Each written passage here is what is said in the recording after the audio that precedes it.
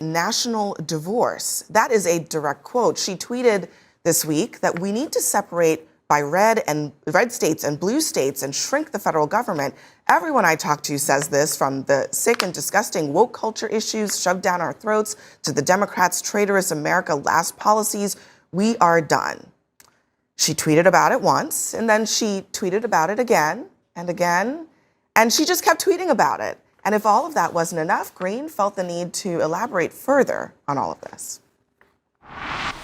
A national divorce is not a civil war. It's actually separating by red states and blue states, and making state rights and state power a lot stronger than it is right now. It would be shrinking the federal government. I think it's something that we should work towards because, you know, it's kind of the vision that our founding fathers had for America. And I think it's a great one. It worked in the beginning. We just got it completely out of control.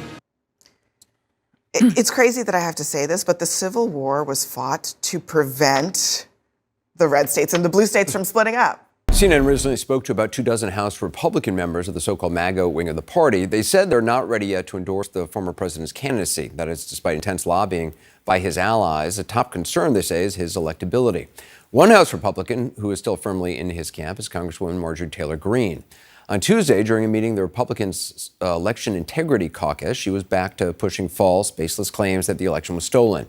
This time in the face, literally, of one of the top election officials in her state, Georgia, Gabriel Sterling, who has bravely resisted immense pressure to overturn the election there. Here's how that went down.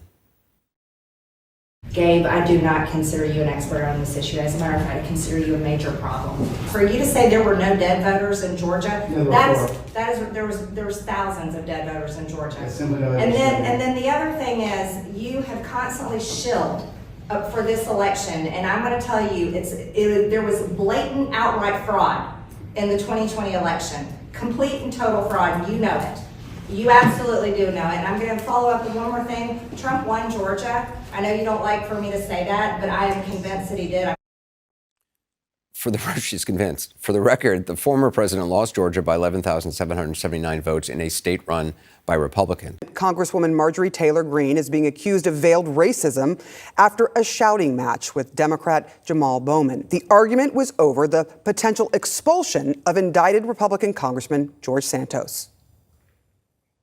The party has to kick him out. He's embarrassing y'all. The party's hanging by a thread. The party's hanging by a thread. You gotta save the party. Listen, no more QAnon. I need you to save the party. The Congresswoman suggested she felt physically threatened by Bowman because he had a, quote, history of aggression. Listen. What concerns me about Jamal Bowman is he has a history of aggression. What's on video is Jamal Bowman shouting at the top of his lungs, cursing, calling me a calling me a white supremacist, which I take great offense to. That is like calling a person of color the N-word, which should never happen. Calling me a white supremacist is equal to that. And I am concerned about it. I feel threatened by him. She was likely hearkening back to this incident last month. Any rhetoric that uplifts white supremacy, we are pushing back against that in all its forms. Marjorie Taylor Greene needs to take her ass back to Washington. This was Congressman Bowman's response to what Greene has said. Unfortunately, this country has a history of characterizing black men who are outspoken, who stand their ground, and who push back as being threatening or intimidating. So she's not even using a dog whistle. She's using a bullhorn to put a target on my back. I never invaded her personal space. I was laughing and gregarious the entire time. How is that intimidating? Unfortunately, white supremacists, historically, this is what they do.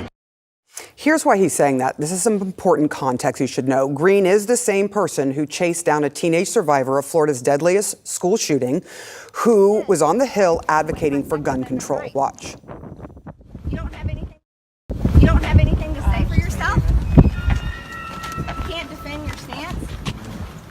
How did you get over 30 appointments with senators? And this February, Greene spoke at a white nationalist conference organized by well-known white supremacist Nick Fuentes. Congresswoman Jasmine Crockett is not backing down, calling her Republican colleague Marjorie Taylor Greene racist. After a contentious committee meeting, a late-night House oversight markup last night was derailed for nearly an hour after Greene mocked Crockett. You can see for yourself. Do you know what we're here for? You know we're here about AG. I don't think you know what you're here for. Well, you the one talking about. I think your fake eyelashes are messing up. No, what you're ain't reading. nothing. Hold on. Listen. Order. Mr. Chairman, That's beneath would even you your please history. regain That's beneath order even of your you. committee? Order. Please. There's a point of order. We have a point of order. Mr. Lynch. I do have a point of order, and I would like to move to take down Ms. Greene's words.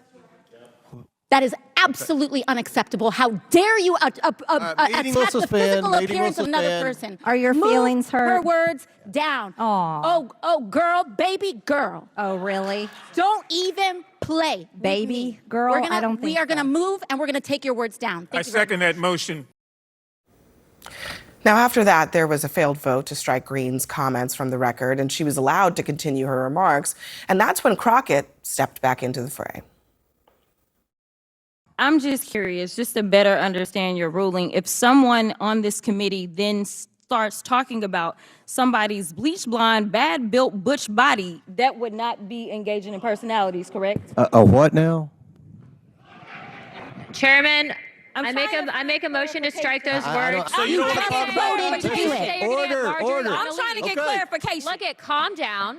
Calm No, down. because this I is would what like y'all to get do. through proceedings. So I'm trying Hey, to get Ms. clarification. Crockett, you're not Y'all wanna recognized. play Ms. games. Crockett. I can't hear you with your And yelling. You don't want calm me to down. Be, Can no, you please calm don't down? tell me to calm down. Calm down. Because y'all Please talk calm noise, down. and then you You're can't out of take control. Because if I Look, come, Chairman, if I can come we and send talk outside to shit take a about break her, for 5 y'all minutes? gonna have a Mr. problem. Chairman. Greene brushed off any criticism that she got over the last 24 hours, writing this: AOC isn't intelligent. Jasmine Crockett has fake eyelashes. These aren't attacks on personalities. These are just facts. Dr. Anthony Fauci, who became the face of America's response to the COVID pandemic, went before Congress today for the first time since retiring from government service 2 years ago for perhaps his final showdown with Republicans over mask mandates, vaccine guidelines, and the origins of COVID-19. Things quickly went from tense to emotional to chaotic. Exhibit A, Georgia Congresswoman Marjorie Taylor Greene. Do you represent science, Mr. Fauci? Yes or no? No, that's not a yes or no Yes, answer. it's a yes or no. But this is science. What does dogs have to do with anything that we're talking about today? These are scientific experiments. You're not doctor. You're Mr. Fauci in my few minutes. He belongs in Generally prison. suspend. I've instructed her to address him as doctor. I'm not addressing him as doctor. Is this what we have become? Is this what we have devolved into?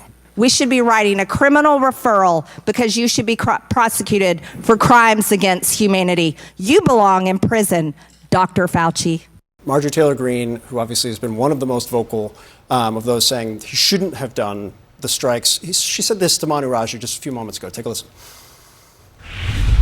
And we saw President Trump's measured response, and his message on Truth Social is exactly the same messaging that we elected him for. He wants peace, he wants this to end, and he's going to urge Israel that it's time to end. I believe she said that to Manu before the president posted about the potential ceasefire. Of course, that comes a few hours, I think, after she posted on on X. It feels like a complete bait and switch to please the neocons, warmongers, military-industrial complex contracts, and neocon TV personalities that MAGA hates and who were never Trumpers. Minutes before the president's ceasefire announcement, she said this. I think what you're seeing is a very big divide in the MAGA base, and I think that's also something important to talk about, and I think it's generational. We've been lied to too many times, and I think it's right to be skeptical. But I think you're seeing a major divide in Republican voters. Now, as a potential end to this conflict is on the horizon, the congressman writes on social media, "Thank you, President Trump, for pursuing peace." For the first time in his political life, Donald Trump is losing control of the message. The MAGA base is demanding answers after Attorney General Pam Bondi announced that Jeffrey Epstein did not have a client list. At the time of his death, Epstein faced charges over the sex trafficking of underage girls. How big of a blowback is there right now in MAGA world specifically? It's pretty big, I have to be honest. It's just a red line that it crosses for many people. Jeffrey Epstein is literally the most well-known convicted pedophile in modern-day history. This is something that's been talked about by many people serving in the administration, myself and many others on the right and the left, of there needing to be transparency of the rich and powerful elites that were in his circle while he was just one of the worst serial abusers of young women. It has been a very serious situation for the administration, and many people are speaking out online. You've seen it. You saw it at Turning Point Student Action Summit this weekend. And a lot of people in MAGA, they really want to know more information about the people that were involved with Jeffrey Epstein. And is there a blackmail list? And are there foreign countries' governments involved? And there's nothing wrong with people continuing to ask that. President Trump has declared he is officially pulling his endorsement of MAGA firebrand Marjorie Taylor Greene. The Georgia Congresswoman has been demanding the release of the Epstein files and has criticized the president for spending too much time abroad. The president, has apparently heard enough, posting on Truth Social overnight that all wacky Marjorie Taylor Greene does is complain, complain, complain. I think that her constituents aren't going to be happy. Already I have people calling me, they want to challenge her to a race in her district in Georgia. And, that's too bad. She's lost a wonderful conservative reputation. But when she says, don't go overseas, if I didn't go overseas, we might be in a war right now with China. I stood with President Trump when virtually no one else did. Campaigned all over the country, spent millions of my own dollars helping him get elected. And I think that's incredibly important. And I do support him and his administration. And I support them in delivering the campaign promises we made to the American people. His remarks, of course, have been hurtful. However, I have something in my heart that I think is incredibly important for our country. And that is to end the toxic fighting in politics. And this has been going on for years, and it has divided our country, split up friends and families, neighbors, and it's not solving our problems. The most hurtful thing he said, which is absolutely untrue, is he called me a traitor, and that is so extremely wrong. And those are the types of words used that can radicalize people against me and put my life in danger. What do you think happened? What do you think is the reason for this? Unfortunately, it has all come down to the Epstein files, and that is shocking.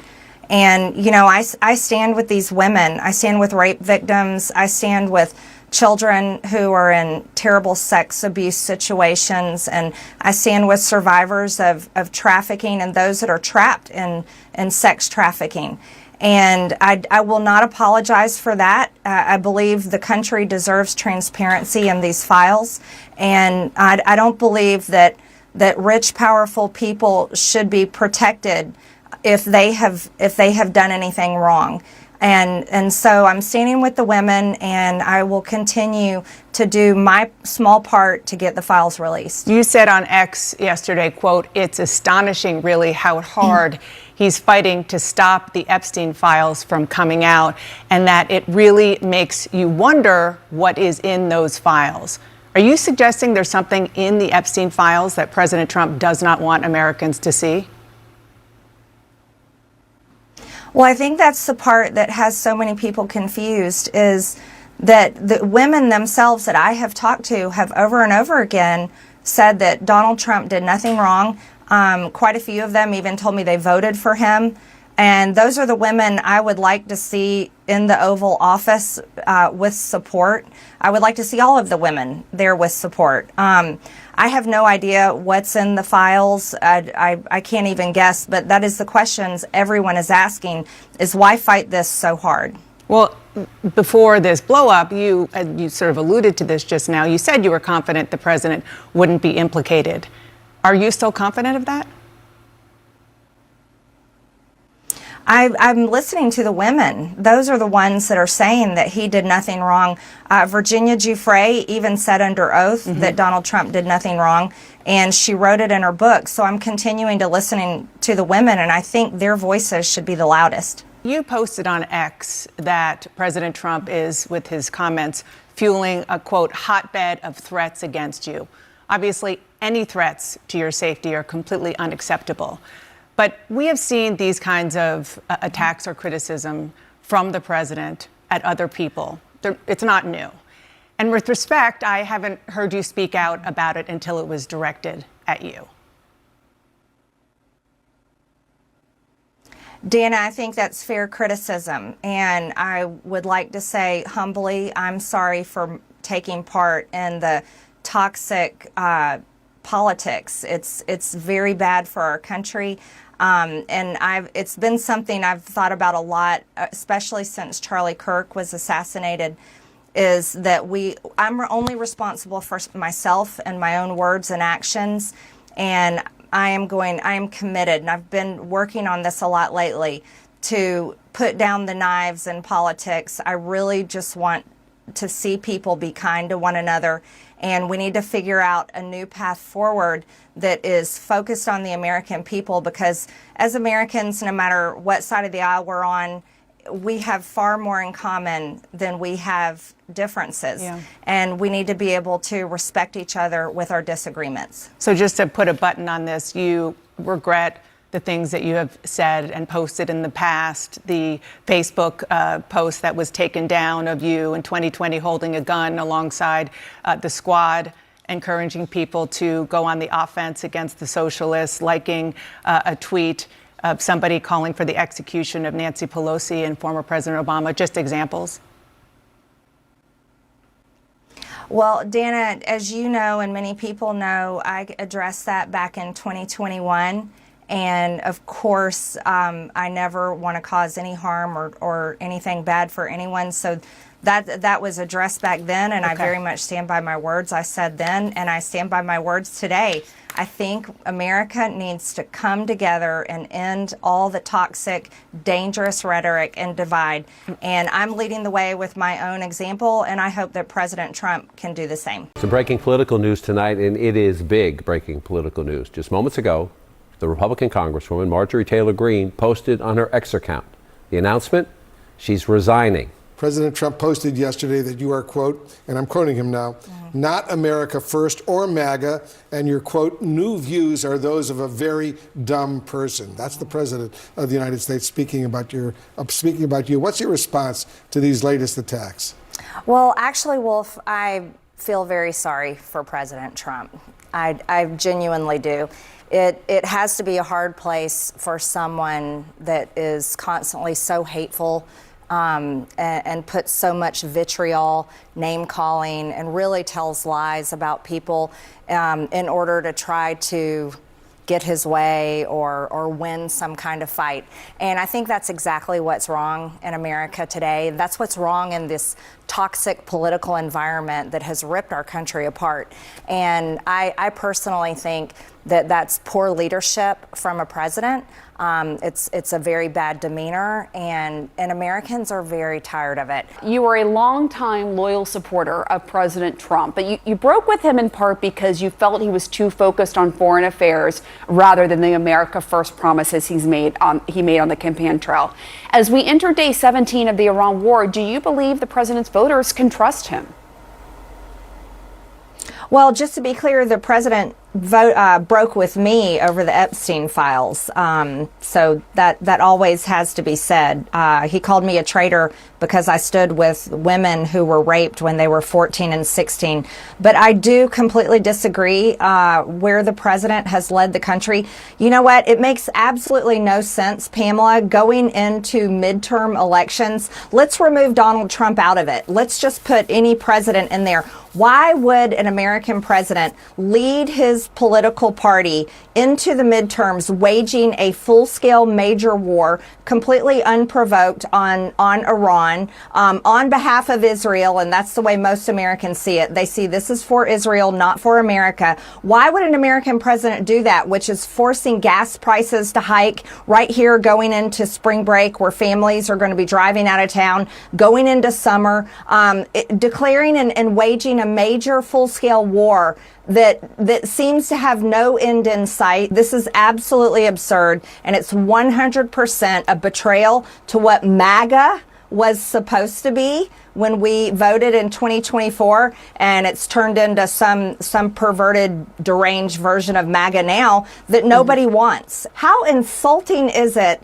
to Americans that the GOP can't even fund Homeland Security right now, our own government that protects our own homeland, while they're waging some war like 6,800 miles away in a country that none of us have ever been to, against a foreign people that none of us know, killing many of these people, even to the point of killing their children. It's just absolutely absurd. I know you recently called for the president to be removed from office under the 25th Amendment to the Constitution after that threat that he made about destroying the whole civilization of Iran. The president has a long history of shocking and unprecedented social media posts.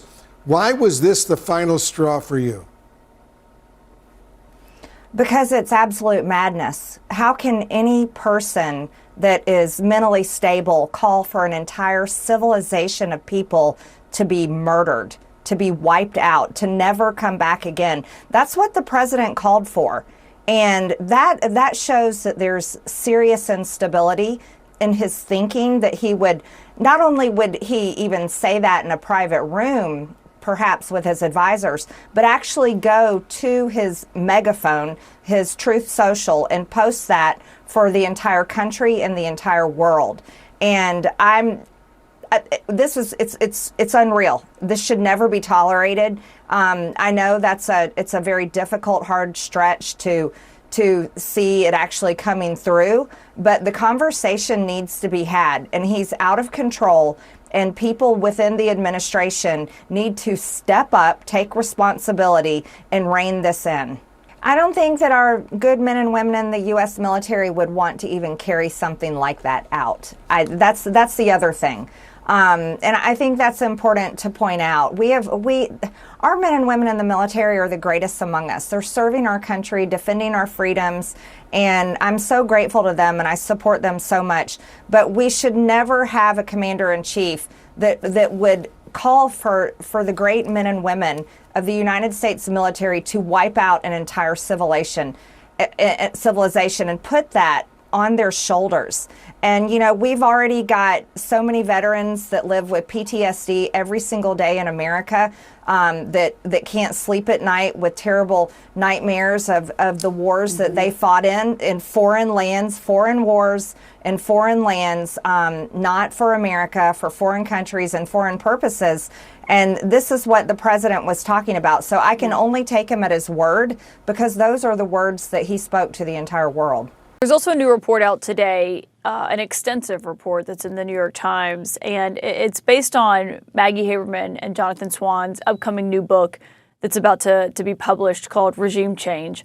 And they write in this new report today about how the release of the Epstein files, debating over how to handle Jeffrey Epstein, basically paralyzed the White House. And there were meetings in the Situation Room even, where obviously, you know, of the utmost national security concern, meetings pertaining to that happened. When you read that and you hear that the president's team, the vice president, the chief of staff, everyone's meeting inside the sit room about Jeffrey Epstein, what does it tell you about how they viewed that story? Well, unfortunately, that's not new news to me. Unfortunately, that was something that I lived through. I watched the Speaker of the House shut down the government and keep the House completely out of session for 8 weeks in the fall of 2025, simply because he was under orders of the president and his team not to do anything in the House of Representatives, because they were doing everything they could do to stop that resolution from passing the House.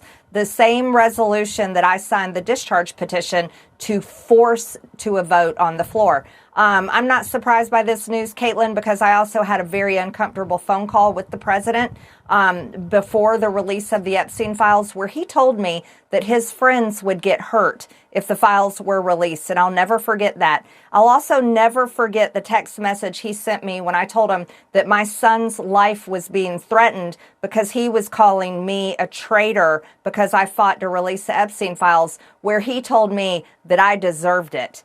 And so this doesn't shock me that his team was paralyzed. But I tell you what it is. It's absolutely ridiculous and unforgivable. We're talking about pedophiles and rapists of the elite class of people that never get held accountable for anything. So if they were paralyzed and scared and didn't know what to do about releasing the Epstein files, these people are absolutely absurd. They don't deserve the American people's trust. As a matter of fact, we should consider them as, they should be considered traitors. They're traitors. The ones that refuse to release the Epstein files want to cover up for pedophiles and rapists and all sorts of disgusting things in these files. Those are the traitors to the American people, and they should be ashamed of themselves. I mean, this report basically says it was the president who didn't want anything released. Are you saying that applies to the president himself?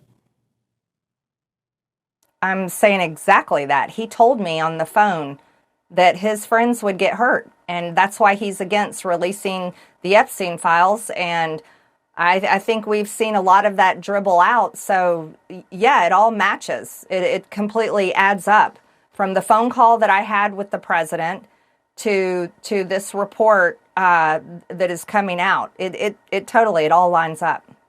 I mean, it's pretty remarkable to hear you say that you think the president is a traitor. What is remarkable to me is that this administration, people that we voted for, demanding transparency, the man that campaigned all over the country claiming that he would be the one to drain the swamp, is the very man that fought to keep the Epstein files from being released. And then he in turn called me the traitor because I fought to release the Epstein files. You know, many people have turned and said, oh, she's a Democrat now. I'm not a Democrat. Nothing changed about my views. I'm unapologetically America first. As a matter of fact, I've taken off the Tea Party jerseys. I don't want anything to do with any of them. I'm straight down the line, strictly for the American people. But it's been shocking to people, many people that voted for Donald Trump, many people that voted Republican, that they would actually follow through to try to cover up the Epstein files. And that's the part that everyone just can't even understand. Do you regret supporting Trump for president? And where do you think the movement and the country is headed? And will you position yourself to try to take, at least the Republican side back to what you believe to be the America First principles? I don't regret what I campaigned on, because nothing about me has changed. And in 2024, when I helped President Trump get elected, he was pretty clear on what we were campaigning on. What I don't support is the man that he's turning into be, a man that is hell-bent on war and destruction, has forgotten about the American people that are struggling so much economically, and has basically gotten incredibly focused on his biggest donors and their top issues. That's what I'm against. Going forward, I'm looking past Donald Trump. I'm looking towards a future that is focused on my children's generation. They're all in their 20s. And I think that's the generation that we should be fighting for. And that's the generation that's been largely failed. So I will continue to be vocal, because we have to look towards the future and how to solve those problems for the American people. And so that's where my focus lies.